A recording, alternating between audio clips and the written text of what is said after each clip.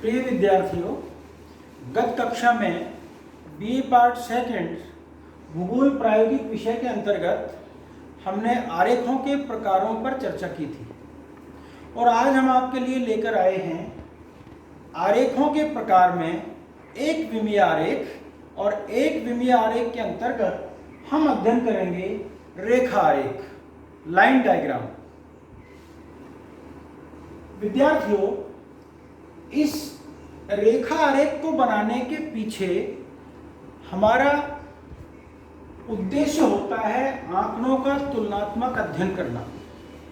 इन आंकड़ों के तुलनात्मक अध्ययन करने के लिए वैसे तो हम दंड आरेख का इस्तेमाल भी कर सकते हैं, लेकिन जहां पदमूल्य अधिक होते हैं वहां दंड आरेख बनाना उचित प्रतीत नहीं होता।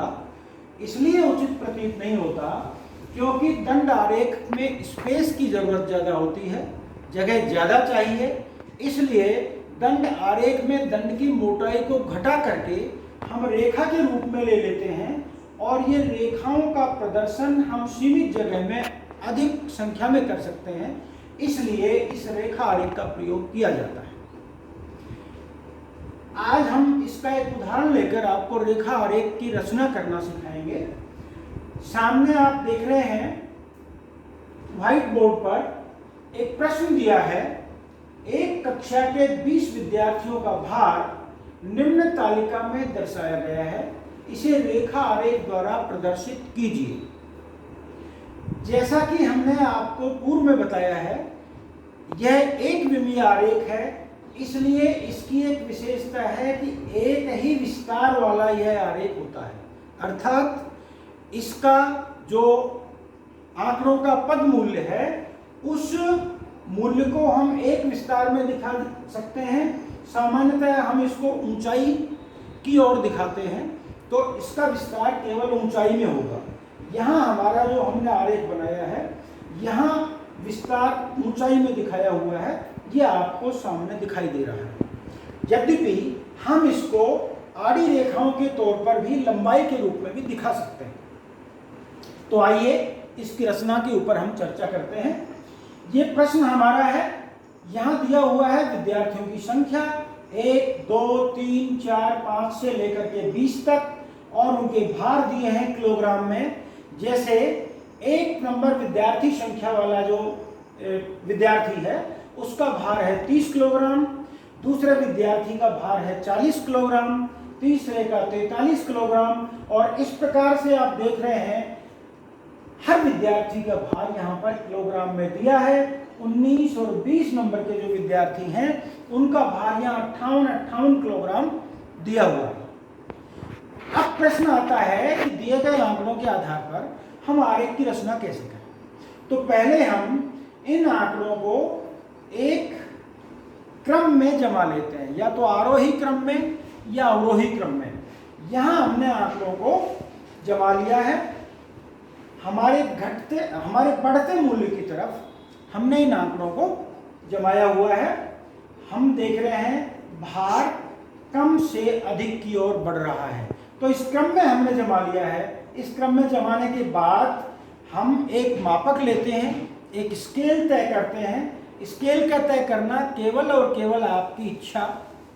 साथ ही आप जहां इसको प्रदर्शित कर रहे हैं उस सरफेस, हमारे यहाँ सरफेस कहलाएगा ये व्हाइट बोर्ड। तो इस व्हाइट बोर्ड की साइज क्या है, आंकड़ों का साइज क्या है, और फिर हम उसको ध्यान में रखते हुए अपनी मर्जी से मापक तय करते हैं। यहाँ हमने एक मापक बनाया है, आप देख रहे हैं भार किलोग्राम में ऊर्ध्वाधर अक्ष के ऊपर लिखा हुआ है, जहाँ 10, 20, 30, 40, 50, 60 किलोग्राम भार का प्रदर्शन इस मापक में किया है। ठीक इसी प्रकार से जो हमारा क्षैतिज अक्ष है, इसके ऊपर हमने विद्यार्थियों की संख्या ली है। 2, 4, 6, 8, 10, 12, 14, 16, 18, 20। क्योंकि हमारे पास विद्यार्थियों की संख्या 20 थी, इसलिए हमने इसको 20 संख्या तक लिया है। अब हम प्रश्न में दिए गए प्रत्येक विद्यार्थी के भार को ध्यान में रखते हुए ऊर्ध्वाधर स्केल पर उसकी ऊंचाई के बराबर विद्यार्थियों की संख्या के ठीक लंबवत निशान लगा लेते हैं, एक चिन्ह अंकित कर देते हैं उसके भार के अनुरूप। जैसे विद्यार्थी संख्या 1, यहाँ हमने 1, 2, 3, 4 सभी संख्याएं नहीं लिखी। इसका कारण यह है कि यहाँ सभी संख्याओं को लिखते तो आपको संख्याएं स्पष्ट दिखाई नहीं देती, आपस में मिल जाती, इसलिए हमने ऐसा किया है। 2, 4, 6, 8 2 के गैप पर संख्याएं लिखी हैं। तो यहाँ देखिए विद्यार्थी संख्या 1 का भार 30 किलोग्राम है, तो हमने यहाँ ऊर्ध्वाधर जो हमारा अक्ष है इसके ऊपर हमने देखा 30 यहाँ आ रहा है। 30 की संख्या तक हमने एक निशान लगाया और हमने एक रेखा ड्रॉ कर दी, एक रेखा खींच दी, और ये हमारा रेखा आरेख के लिए एक रेखा बन गई 1 नंबर विद्यार्थी के लिए। ऐसे 2 नंबर विद्यार्थी के लिए उसका भार है 40, तो ये 40 विद्यार्थी और भार दोनों बिल्कुल लंबवत लेते हुए जो इंटरसेक्टिंग पॉइंट है उनका वो निशान हम कायम कर लेते हैं और हम एक रेखा ऊर्ध्वाधर खींच देते हैं। इसी तरह से देखिए 3 नंबर विद्यार्थी का भार है 43 किलोग्राम, तो हमने 43 किलोग्राम के सामने 3 नंबर विद्यार्थी की ऊंचाई जहां तक आ रही है वहां तक हमने ले लिया है। ऐसे 4, 5, 6 प्रत्येक विद्यार्थी के भार के अनुपात में जो हमारे यहाँ स्केल है, स्केल के अकॉर्डिंग निशान लगाया और विद्यार्थी संख्या के ठीक ऊपर लंबवत हमने एक रेखा खींच दी। इस तरह से हमारा जैसे आखिर में 19 और 20 नंबर के विद्यार्थी हैं, तो देखिए 19 नंबर का विद्यार्थी 58 किलोग्राम वजन है और 20 नंबर के विद्यार्थी का वजन भी 58 किलोग्राम है। तो इस प्रकार से हमने प्रत्येक विद्यार्थी के वजन के अनुसार मापक को ध्यान में रखते हुए रेखा की ऊंचाई तय की और रेखाएं हमने ड्रॉ कर दी। इस तरह से हमारा ये आरेख तैयार हो गया।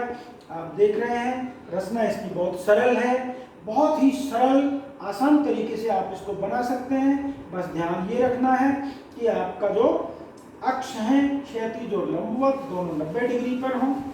निशान आप बिल्कुल मापक के अकॉर्डिंग लगाएं ऊंचाई के, और विद्यार्थियों की संख्या जो ली है वो हमने बराबर दूरी के ऊपर ली है, ये भी आपको ध्यान रखना है।